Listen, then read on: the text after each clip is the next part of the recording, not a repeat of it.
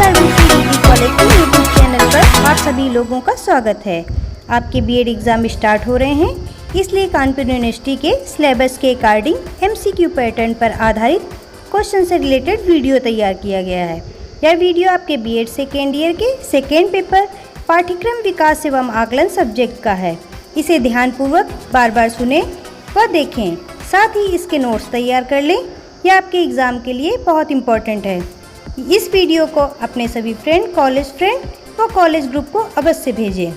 आप सभी लोग इसे लाइक सब्सक्राइब कर लें, जिससे इस तरह के एग्ज़ाम से रिलेटेड जो भी वीडियो हैं वो आप तक पहुंच सके। धन्यवाद, बेस्ट ऑफ लक। देखिए शुरू करते हैं और चलिए देखिए पहली लाइन क्या लिखी है। शिक्षा जो है वह एक व्यापक एवं गतिशील प्रक्रिया है। मैं आपको साथ में डिटेल में समझाता चलूंगा, खाली लाइन पढ़ने से कुछ नहीं होगा। मैं आपको समझा दूंगा यहाँ से कैसे क्वेश्चंस बनेगा। शिक्षा कैसी प्रक्रिया है, अगर क्वेश्चन आएगा शिक्षा डैश प्रक्रिया है, व्यापक एवं गतिशील, विस्तृत, संकुचित, या तीन ऑप्शन जो भी दे देगा तो आपको क्या कर लगाना है। शिक्षा एक व्यापक एवं गतिशील प्रक्रिया है। क्या है? शिक्षा एक व्यापक एवं गतिशील प्रक्रिया है। शिक्षा मानव की आधारशिला है।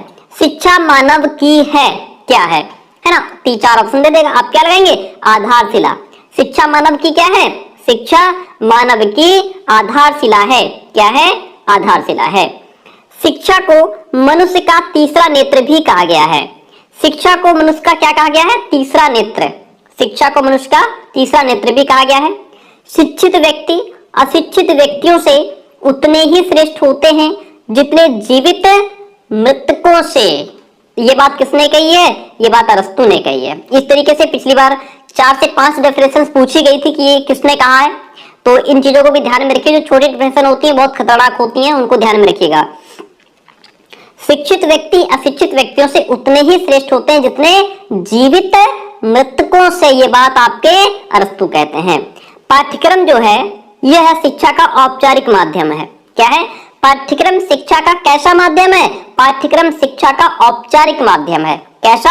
औपचारिक माध्यम है। जो पाठ्यक्रम है यह शब्द आंग्ल भाषा के, किस भाषा के? आंग्ल भाषा के कैरिकुलम शब्द, आंग्ल भाषा का जो शब्द है कैरिकुलम, उसका हिंदी रूपांतरण है। जो पाठ्यक्रम है यह आंग्ल भाषा का शब्द जो कैरिकुलम है, इसका हिंदी रूपांतरण है। ठीक है, कौन? पाठ्यक्रम। आंग्ल भाषा का कैरिकुलम शब्द जो है वह लैटिन भाषा के क्यूरेरे शब्द से बना है। जो पाठ्यक्रम है ये कैरिकुलम से बना। कैरिकुलम किससे बना? क्यूरेरे से बना। इस बात को ध्यान में रखिए। पाठ्यक्रम कैरिकुलम से बना, कैरिकुलम हमारा क्यूरेरे से बना। जो कैरिकुलम है यह आंग्ल भाषा का है और आंग्ल भाषा का जो कैरिकुलम है यह लैटिन भाषा के क्यूरेरे शब्द से बना हुआ है। ठीक है, अब क्यूरेरे जो है इसका अर्थ क्या होता है? दौड़ का मैदान। क्यूरेरे का अर्थ क्या होता है? दौड़ का मैदान। पाठ्यक्रम एक मार्ग है।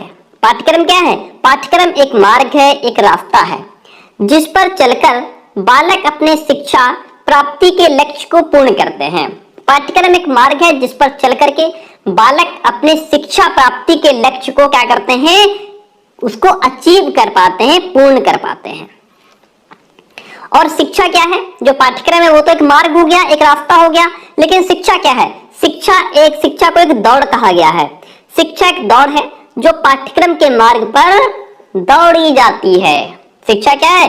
शिक्षा एक दौड़ है जो पाठ्यक्रम के मार्ग पर दौड़ी जाती है। चलिए, व्यक्ति का सारा जीवन ही उसका शिक्षा काल है। व्यक्ति का सारा जीवन ही क्या है? उसका शिक्षा काल है। जैसा कि मुनरो ने कहा, ये वाली परिभाषा पिछली बार पूछी गई थी, है ना? मुनरो के शब्दों में मुनरो ने कहा है, पाठ्यक्रम में वे समस्त अनुभव निहित हैं जिनको विद्यालय द्वारा शिक्षा के उद्देश्यों की प्राप्ति के लिए उपयोग में लाया। पाठ्यक्रम में समस्त अनुभव, सारे एक्सपीरियंसेस इंक्लूड हैं जिनको विद्यालय द्वारा शिक्षा के उद्देश्यों की प्राप्ति के लिए उपयोग में लाया जाता है। ये बात कौन कहते हैं? ये बात आपके मुनरो कहते हैं।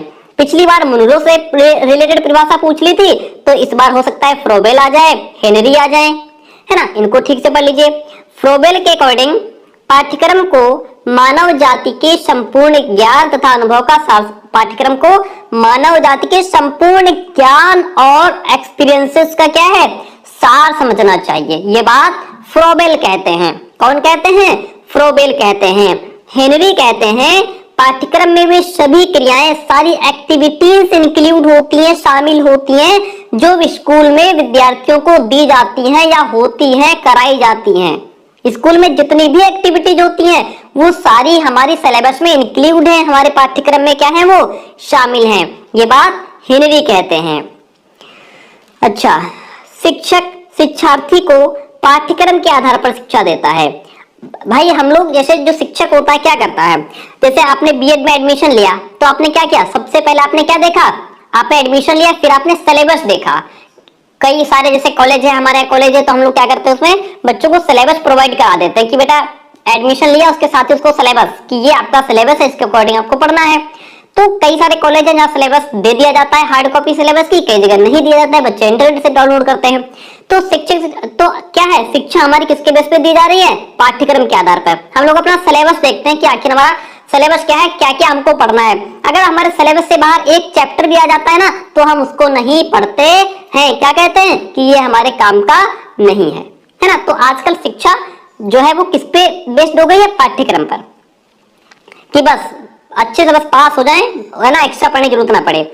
पाठ्यक्रम औपचारिक शिक्षा में शैक्षिक कार्यक्रम का एक संगठित ढांचा अथवा, जैसे अभी मैं कह दूं, जैसे कुछ स्टूडेंट्स कहते हैं कि सर जितना आप पढ़ा रहे हैं सिर्फ उतना ही पढ़ लें, क्या हम 80 नंबर 80% 85% आ जाएंगे हमारे।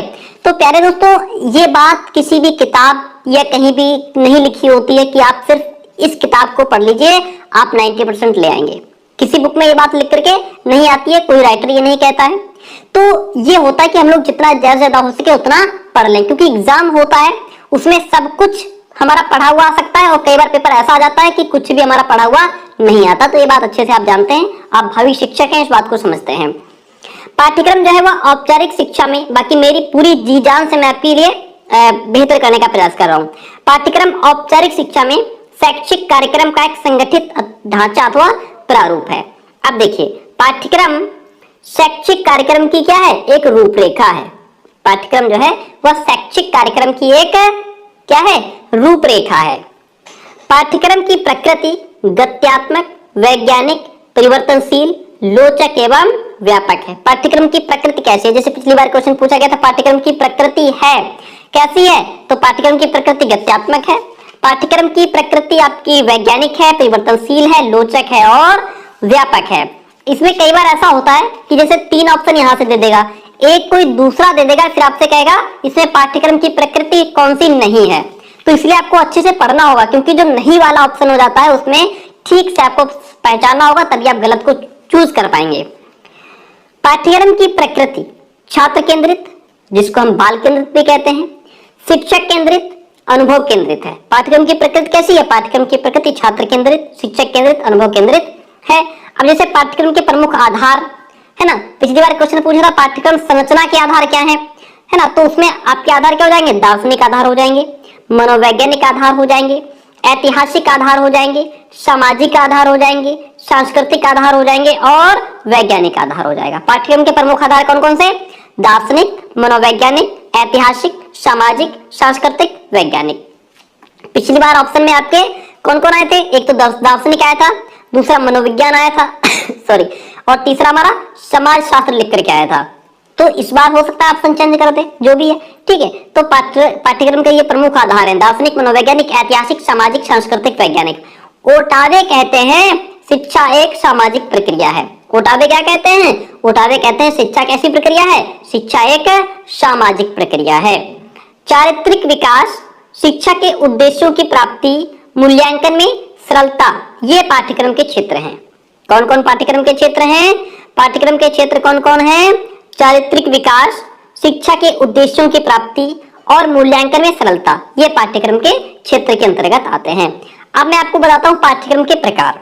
देखिए, पाठ्यक्रम के प्रकार की बात करते हैं, विषय केंद्रित या शिक्षक केंद्रित पाठ्यक्रम, विषय केंद्रित या शिक्षक केंद्रित पाठ्यक्रम होता है, बाल केंद्रित पाठ्यक्रम, अनुभव केंद्रित पाठ्यक्रम, क्रिया केंद्रित पाठ्यक्रम, उद्देश्य केंद्रित पाठ्यक्रम, व्यवसाय केंद्रित पाठ्यक्रम, शिल्प कला केंद्रित पाठ्यक्रम, कोर पाठ्यक्रम, एकीकृत पाठ्यक्रम। ये आपके पाठ्यक्रम के प्रकार हैं। इनको ध्यान से पढ़िएगा, क्योंकि लास्ट ईयर क्वेश्चन जो आया था वो इस तरीके से था कि लिखा हुआ था पाठ्यक्रम की प्रकृति है, ऑप्शन थे 4, छात्र केंद्रित, शिक्षक केंद्रित, अनुभव केंद्रित। तो यहाँ पे अगर आपको ये पता होंगे तो आप इसमें से ढूंढ पाएंगे, पिक आउट कर पाएंगे उसको, है ना। जैसे छात्र केंद्रित हो गया, बाल केंद्रित कहो या छात्र केंद्रित कहो, बात एक ही हो गई, है ना। ऑप्शन में शिक्षक केंद्रित था तो शिक्षक केंद्रित हो गया। तीसरा ऑप्शन था अनुभव केंद्रित, ये अनुभव केंद्रित हो गया।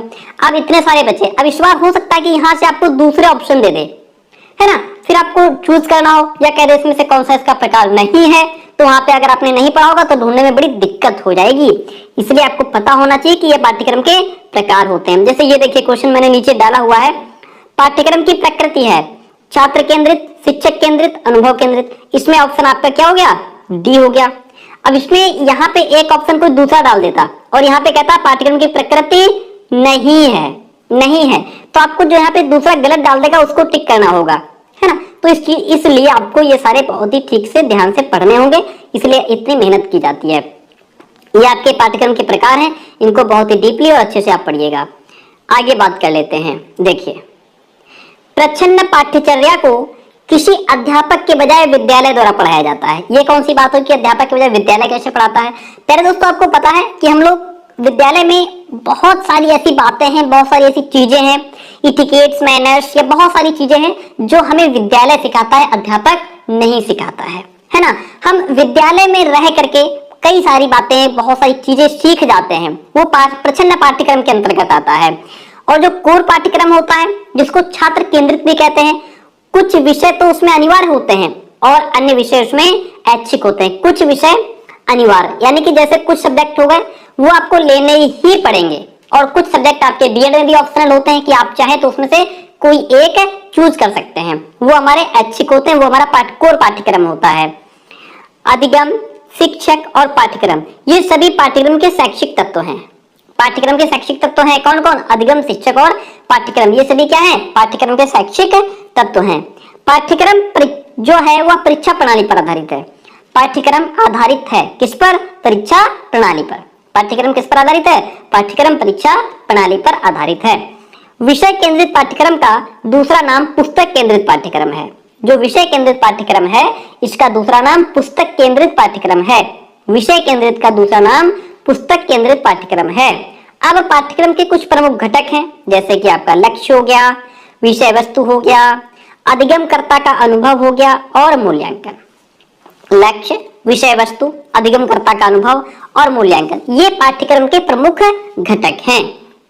पाठ्यक्रम प्रभावपूर्ण शिक्षण के लिए, यानी कि जो सिलेबस है वो इफेक्टिव टीचिंग के लिए लर्निंग एनवायरनमेंट का सृजन करता है। यानी कि जो सिलेबस है वो इफेक्टिव टीचिंग के लिए लर्निंग एटमॉस्फेयर को क्रिएट करता है। आई बात समझ में, सिलेबस जो है वह इफेक्टिव टीचिंग के लिए लर्निंग एटमॉस्फेयर का क्रिएशन करता है, क्रिएट करता है। शिक्षण अधिगम प्रक्रिया, टीचिंग लर्निंग प्रोसेस के प्रमुख अंग कौन कौन है, शिक्षक, शिक्षार्थी और पाठ्यक्रम। इसमें से किसी एक को कम कर दिया जाए तो हमारी जो शिक्षण प्रक्रिया है वो पूर्ण नहीं हो पाएगी। भाई शिक्षक और पाठ्यक्रम होगा, शिक्षार्थी नहीं होगा तो किसको पढ़ाएंगे, शिक्षक नहीं होगा, शिक्षार्थी होगा, पाठ्यक्रम होगा तो क्या होगा, तो इम्पॉसिबल हो जाएगा। खेल के द्वारा शिक्षा प्रदान करना ये फ्रोबेल की विधि है। खेल खेल में शिक्षा फ्रोबेल की विधि है। खेल द्वारा शिक्षा फ्रोबेल की विधि है। किसकी विधि है, फ्रोबेल की विधि है।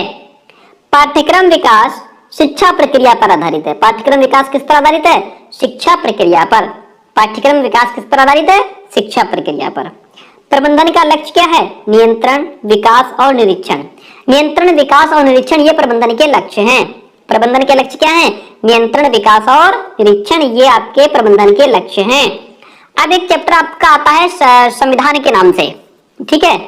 संविधान में निहित मूल्य करके चैप्टर है आपका पूरा एक, तो उसमें से ज्यादा ना पूछ करके सिर्फ एक क्वेश्चन लास्ट ईयर पूछा गया है, सिर्फ एक क्वेश्चन पूछा गया है, ठीक है। तो उससे अब आप उसमें सिर्फ इतना पढ़ लीजिए कि जैसे जो समानता का अधिकार है वो आपका अनुच्छेद 14 से 18 में समानता के अधिकार की बात की गई है। जो स्वतंत्रता का अधिकार है, अनुच्छेद 19 से 22 में स्वतंत्रता के अधिकार की बात की गई है। नागरिकों, भारतीय नागरिकों को प्राप्त 6 मूल अधिकार हैं।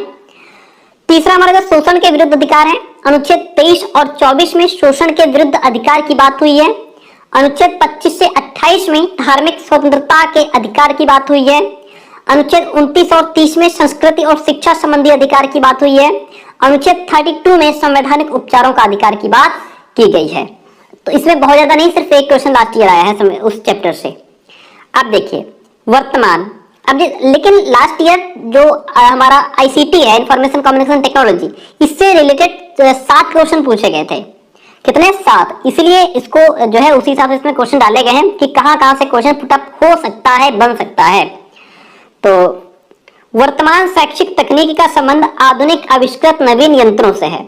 जो प्रेजेंट टाइम में जो एजुकेशन टेक्नोलॉजी है उसका रिलेशन किससे है? आधुनिक आविष्कृत नवीन यंत्रों से। किससे? आधुनिक आविष्कृत नवीन यंत्रों से है। विज्ञान और तकनीकी का विकास सबसे अधिक 20वीं सदी में हुआ है। विज्ञान, साइंस और टेक्नोलॉजी का जो डेवलपमेंट है वो सबसे अधिक 20वीं सदी में हुआ है।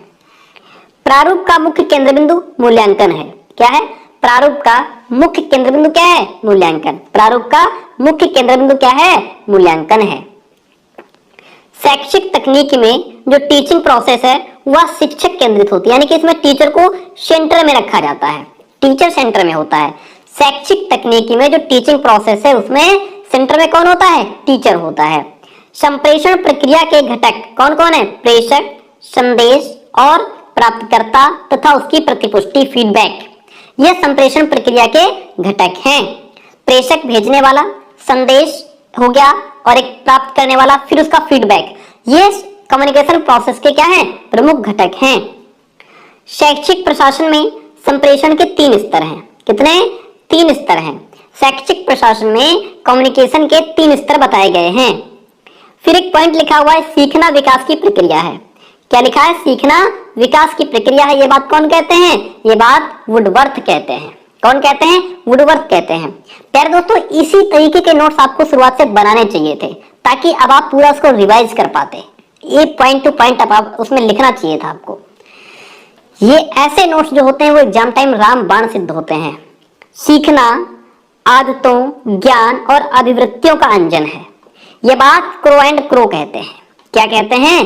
सीखना जो है यह आदतों, ज्ञान और अभिवृत्तियों का अंजन है। ये बात कौन कहते हैं? क्रो एंड क्रो कहते हैं। आगे बढ़ जाते हैं। बोध स्तर शिक्षण के प्रवर्तक कौन है? बोध स्तर शिक्षण के प्रवर्तक मॉरिसन है। बोध स्तर शिक्षण के प्रवर्तक कौन है? मॉरिसन। कौन है? मॉरिसन। शिक्षण नीतियां एवं शिक्षण विधियां एक दूसरे की पर्यायवाची हैं। शिक्षण नीतियां या शिक्षण विधियां कहिए, ये एक दूसरे की पर्याय हैं, एक दूसरे की पर्यायवाची हैं। पाठ्यवस्तु के प्रस्तुतिकरण की शैली को शिक्षण विधि कहते हैं। पाठ्यवस्तु के प्रस्तुतिकरण की शैली को क्या कहा जाता है? पाठ्यवस्तु की प्रस्तुतिकरण की शैली को शिक्षण विधि कहते हैं। कितने? क्या कहते हैं? शिक्षण विधि कहते हैं। देखिए जो आपका पेपर फर्स्ट है उसमें आपके 31 चैप्टर्स हैं और ये जो पेपर सेकंड है आपका, इसमें आपके 20 चैप्टर्स का कलेक्शन है। किसमें? इसमें 20 है और फर्स्ट पेपर 31 चैप्टर्स हैं। देखिए आर्मस्ट्रांग ने अन्वेषण नीति का विकास किया था। अन्वेषण या खोज विधि, खोज विधि के प्रवर्तक कौन है? आर्मस्ट्रांग है। अन्वेषण नीति का विकास किसने किया था? आर्मस्ट्रांग ने किया था। प्रोजेक्ट मेथड के जन्मदाता WH किलपैट्रिक हैं। प्रोजेक्ट नीति कहिए या प्रोजेक्ट मेथड कहिए, इसके जन्मदाता कौन है? WH किलपैट्रिक हैं। प्रभुत्ववादी शिक्षण नीतियां शिक्षक केंद्रित होती हैं। प्रभुत्ववादी शिक्षण नीतियां होती हैं छात्र केंद्रित, शिक्षक केंद्रित, विषय केंद्रित, पाठ्यक्रम केंद्रित। तो प्रभुत्ववादी शिक्षण नीतियां शिक्षक केंद्रित होती हैं। कुछ बच्चे कहते हैं कि सर प्रॉपर ऑब्जेक्टिव कराइए। ऑब्जेक्टिव से बेहतर और कमाल की चीज है ये, इसको पढ़िए। प्रभुत्ववादी शिक्षण नीतियां शिक्षक केंद्रित होती हैं। अति प्रभावशाली शिक्षण सामग्री किसको कहा गया है? टेलीविजन को कहा गया है। अति प्रभावशाली शिक्षण सामग्री किसको कहा गया है? टेलीविजन को कहा गया है। सूचना को स्थानांतरित करने की प्रक्रिया को संचार कहते हैं। सूचना को स्थानांतरित करने की प्रक्रिया संचार कहलाती है।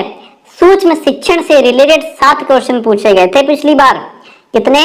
7 क्वेश्चन सूक्ष्म शिक्षण से रिलेटेड पूछे गए थे। ठीक है, तो सूक्ष्म शिक्षण से ज्यादा क्वेश्चन आए थे। चलिए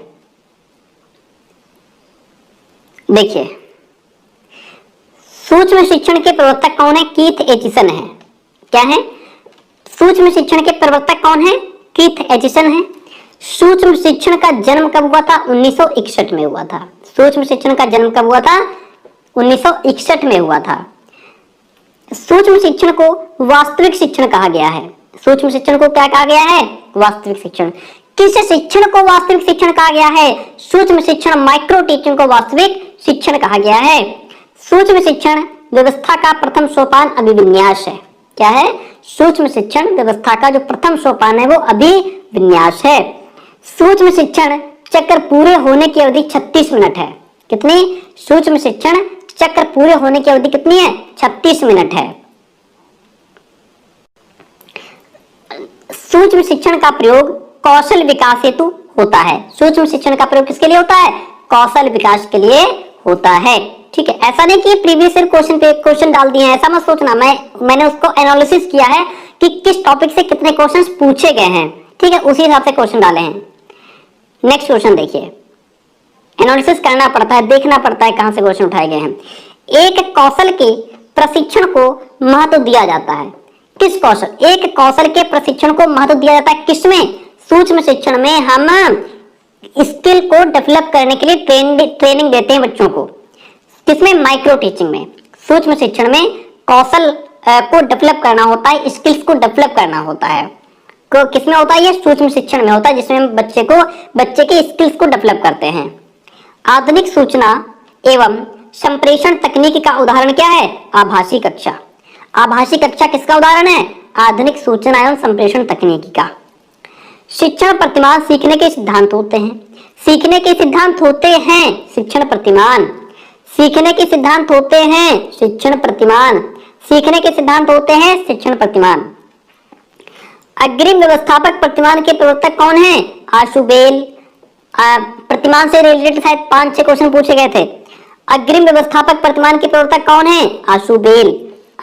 अग्रिम व्यवस्थापक प्रतिमान की विशेषता है कि यह विषय वस्तु को सीखने की दृष्टि से महत्वपूर्ण बनाता है। अग्रिम व्यवस्थापक जो प्रतिमान है जिसके प्रवर्तक आशु बेल हैं, इसकी विशेषता यह है कि यह विषय वस्तु को लर्निंग के पॉइंट ऑफ व्यू से इंपॉर्टेंट बना देता है। पूछताछ प्रशिक्षण प्रतिमान के प्रवर्तक ब्लूम हैं। तुरंत रट लेना, पूछताछ प्रशिक्षण प्रतिमान के प्रवर्तक कौन है? ब्लूम। कौन है? ब्लूम। शिक्षण एवं अधिगम की समस्याओं को प्रच्छा प्रशिक्षण प्रतिमान द्वारा सुलझाया जा सकता है। शिक्षण एवं अधिगम की समस्याओं को प्रच्छा प्रशिक्षण प्रतिमान के द्वारा सुलझाया जा सकता है। व्यक्तिगत विभिन्नताओं को सर्वाधिक महत्व अग्रिम व्यवस्थापक प्रतिमान में दिया जाता है। इंडिविजुअल डिफरेंसेस को सबसे ज्यादा इंपॉर्टेंस कहां दिया जाता है? अग्रिम व्यवस्थापक प्रतिमान में। विकासात्मक प्रतिमान विकसित किया गया था जीन प्याजे के द्वारा। विकासात्मक प्रतिमान किसके द्वारा विकसित किया गया? जीन प्याजे के द्वारा। सूझ प्रतिमान किसके द्वारा विकसित किया गया? प्लेटो के द्वारा। सूझ प्रतिमान प्लेटो के द्वारा विकसित किया गया। बुनियादी शिक्षण प्रतिमान किसके द्वारा विकसित किया गया? रॉबर्ट ग्लेसर के द्वारा विकसित किया गया। बुनियादी शिक्षण प्रतिमान कब विकसित किया गया?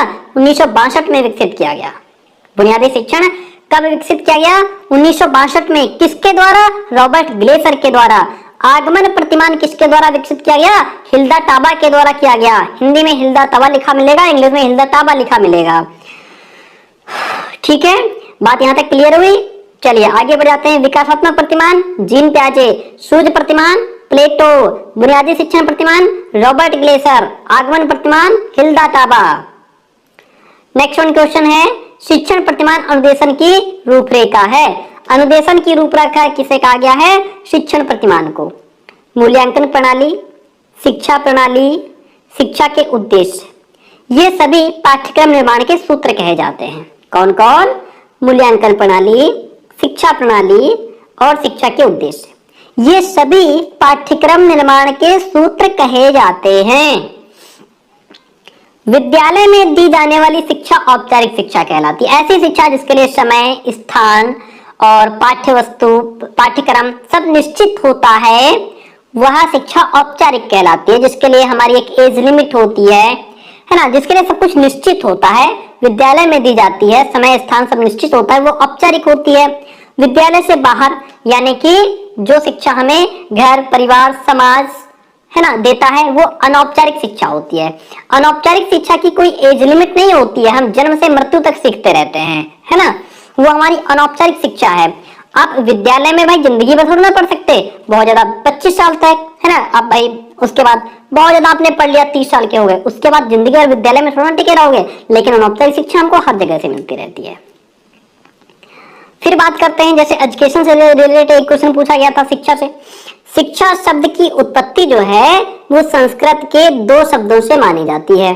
संस्कृत के 2 शब्दों से शिक्षा शब्द की उत्पत्ति मानी जाती है। कौन कौन है वो 2 शब्द? एक तो है शिक्ष धातु, है ना, एक कौन है? शिक्ष धातु। शिक्ष का अर्थ क्या है? सीखना। शिक्षा का अर्थ नहीं, यहाँ पे शिक्ष लिखा होगा, शिक्ष, ठीक है। शिक्ष धातु, शिक्ष का अर्थ क्या है? सीखना। और दूसरा वर्ड क्या था? दूसरा था साक्ष धातु। साक्ष का अर्थ क्या होता है? साक्ष का अर्थ होता है अनुशासन में रखना। एजुकेशन शब्द की उत्पत्ति लैटिन भाषा के एडुकेटम शब्द से हुई है।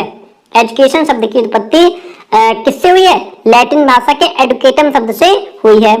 अर्थ इसका क्या होता है? जिसका अर्थ होता है शिक्षित करना। क्या होता है? शिक्षित करना। यहां से क्वेश्चन पूछा गया था, स्वस्थ शरीर में स्वस्थ मन का निर्माण ही शिक्षा है, ये बात आपके अरस्तु कहते हैं। स्वस्थ शरीर में स्वस्थ मन का निर्माण ही शिक्षा है, ऐसा कौन कहते हैं? अरस्तु। शिक्षा को द्विमुखी प्रक्रिया मानने वाले जॉन एडम्स हैं। शिक्षा एक द्विमुखी प्रक्रिया है, ऐसा कौन कहते हैं? ऐसा जॉन एडम्स कहते हैं। शिक्षा एक त्रिमुखी प्रक्रिया है, ऐसा कौन कहते हैं? ऐसा जॉन डीवी कहते हैं। शिक्षा को द्विमुखी प्रक्रिया मानने वाले जॉन एडम्स हैं, शिक्षा को त्रिमुखी प्रक्रिया मानने वाले जॉन डीवी हैं। ज्ञानात्मक, भावात्मक, क्रियात्मक, ये सभी शिक्षा के उद्देश्य हैं। क्या है? शिक्षा के उद्देश्य क्या है? शिक्षा के उद्देश्य ज्ञानात्मक है, शिक्षा के उद्देश्य भावात्मक हो सकते हैं, शिक्षा के उद्देश्य क्रियात्मक हो सकते हैं। आगे बढ़ जाते हैं। देखिए, प्रणाली उपागम शिक्षा में एक नई विधि है। शिक्षा में एक नई विधि है, डैश, क्या है? प्रणाली उपागम। क्या है? प्रणाली उपागम। मूल्यांकन का प्रयोग सभी प्रकार के बालकों के लिए, ऐसा नहीं कि विशिष्ट के लिए, सामान्य के लिए, मंद बुद्धि के लिए, विकलांग के लिए होता हो। मूल्यांकन का प्रयोग सभी प्रकार के बालकों के लिए किया जाता है, ऐसा नहीं कि कुछ विशिष्ट के लिए होता हो या विकलांग के लिए होता हो। जो मूल्यांकन है यह हमारा 2 शब्दों से, मूल्य और अंकन से मिलकर के बना है। मूल्यांकन किससे किससे मिलकर बना है? मूल्य प्लस अंकन से मिलकर के मूल्यांकन बनता है। मूल्यांकन 3 प्रकार के होते हैं। मूल्यांकन लिखित हो सकता है, मूल्यांकन मौखिक हो सकता है, मूल्यांकन इंटरव्यू के माध्यम से हो सकता है। शैक्षिक मापन शाब्दिक स्तर स्केल पर संभव नहीं है। जो शैक्षिक मापन है यह शाब्दिक स्तर स्केल पर संभव नहीं है। आंखों से देखकर मन मस्तिष्क से समझना अवलोकन कहलाता है। किसी चीज को आंखों से देख करके फिर अपने मन से, अपने माइंड से उस चीज को समझना ऑब्जर्वेशन कहलाता है, अवलोकन कहलाता है ना। कहते हैं ना किसी चीज को आप ऑब्जर्व करिए, ठीक से ऑब्जर्व करिए, यानी कि आप अवलोकन करिए उसका। व्यक्ति को अपने सामने बैठा करके उससे प्रश्न पूछना क्या कहलाता है? यह आपका इंटरव्यू होता है, यही तो आपका साक्षात्कार है। मूल्यांकन गुणात्मक और मात्रात्मक दोनों ही हो सकता है, दोनों होता है। मूल्यांकन गुणात्मक भी होता है, मूल्यांकन मात्रात्मक भी होता है। अवलोकन, जांच सूची, साक्षात्कार, ये सभी मूल्यांकन के उपकरण हैं। अवलोकन, जांच सूची और साक्षात्कार, ये सभी मूल्यांकन के क्या हैं? उपकरण हैं। इसमें एक ऑप्शन और दे देगा, फिर कहेगा इसमें से मूल्यांकन का उपकरण कौन सा नहीं है, तो आपको गलत चूज करना होगा। मूल्यांकन एक सतत प्रक्रिया है। मूल्यांकन कैसी प्रक्रिया है? मूल्यांकन एक सतत प्रक्रिया है। मापन मूल्यांकन का ही एक भाग है। मापन का क्षेत्र विस्तृत होता है। मापन का क्षेत्र कैसा होता है? मापन का क्षेत्र विस्तृत होता है। नेक्स्ट वन, मूल्यांकन की सबसे महत्वपूर्ण पद्धति सतत और व्यापक मूल्यांकन है। मूल्यांकन की सबसे महत्वपूर्ण पद्धति कौन सी है? सतत और व्यापक मूल्यांकन। शैक्षिक विकास में मूल्यांकन का अर्थ है छात्रों की प्रगति का आकलन। शैक्षिक विकास में मूल्यांकन का क्या अर्थ है? मूल्यांकन का अर्थ है छात्रों की प्रगति का आकलन, की छात्रों ने कितनी प्रोग्रेस की है, कितनी उन्नति की है, इसी चीज का तो हम एनालिसिस करते हैं, असेसमेंट करते हैं, इसी चीज का तो मूल्यांकन करना होता है। आगे बढ़ जाते हैं। मूल्यांकन में शिक्षक व छात्र दोनों का अध्ययन किया जाता है। अगर मैं इतना डीपली आपको ना पढ़ाऊं, लाइनें पढ़ता चला जाऊं तो आपको समझ नहीं आएगा, है ना। कि जैसे ये पूरा ग्रीन पेन से लिखा हुआ है, आप सीधा पढ़ दोगे तो इसमें पता ही नहीं है कहां से इसमें क्वेश्चन पुटअप हो सकता है। पुटअप क्वेश्चन यहाँ से हो सकता है ना। मूल्यांकन में शिक्षक और छात्र इन दोनों का अध्ययन किया जाता है। मूल्यांकन में शिक्षक का अध्ययन किया जाता है, छात्र का, प्रधानाचार्य का, चपरासी का। किसका? शिक्षक और छात्र का। अच्छे मूल्यांकन की विशेषता है विश्वसनीयता, वैधता, न्याय संगतता। न्याय संगतता। अच्छे मूल्यांकन की क्या विशेषता है? विश्वसनीयता होनी चाहिए, वैधता होनी चाहिए, वस्तुनिष्ठता होनी चाहिए, न्याय संगतता होनी चाहिए, तभी अच्छा मूल्यांकन माना जाएगा। परीक्षा में जो योगात्मक मूल्यांकन होता है, परीक्षा में योगात्मक मूल्यांकन जो होता है वो शिक्षण इकाई के अंत में होता है या शिक्षण इकाई के प्रारंभ में होता है, शिक्षण इकाई के मध्य में होता है, कहाँ होता है? तो परीक्षा में जो योगात्मक मूल्यांकन है वह शिक्षण इकाई के अंत में किया जाता है। ठीक है। निदानात्मक परीक्षण के अंतर्गत वस्तुनिष्ठ प्रकार के प्रश्नों का सम्मिलित किया जाता है। निदानात्मक परीक्षण के अंतर्गत वस्तुनिष्ठ प्रकार के प्रश्नों को सम्मिलित किया जाता है। जब छात्र अपने कार्यों को स्वयं जांचता है, जब छात्र अपने कार्य को खुद जांच कर रहा है तो यह क्रिया स्व आकलन कहलाती है। क्या कहलाती है? तो यह क्रिया स्व आकलन, यानी कि खुद का आकलन करता है बच्चा इसमें। आगे बढ़ जाते हैं, कुछ अहम पॉइंट्स को जांच लेते हैं, देख लेते हैं। राष्ट्रीय पात्रता परीक्षा यानी कि नेट का आयोजन कौन करता है? इसका आयोजन विश्वविद्यालय अनुदान आयोग के द्वारा किया जाता है। इसका जो राष्ट्रीय पात्रता परीक्षा है नेट, इसका आयोजन किसके द्वारा किया जाता है? विश्वविद्यालय अनुदान आयोग के द्वारा किया जाता है। ये चैप्टर आपका 14 होगा, जिसमें कुछ अहम पॉइंट्स दिए हुए हैं, अहम स्कूल्स के बारे में, कॉलेजेस के बारे में, विश्वविद्यालय के बारे में, कौन कब बना उसके बारे में दिया हुआ है। शायद 14-15 है। NCERT का पूरा नाम राष्ट्रीय शैक्षिक अनुसंधान और प्रशिक्षण परिषद है। NCERT का पूरा नाम क्या है? NCERT का पूरा नाम राष्ट्रीय शैक्षिक अनुसंधान और प्रशिक्षण परिषद है। इसको ठीक से रख लीजिएगा, एक भी शब्द इधर उधर हो गया तो आप कंफ्यूज हो जाएंगे। नई शिक्षा नीति के अकॉर्डिंग भारत में शिक्षा की संरचना 10+2+3 पर बेस्ड है।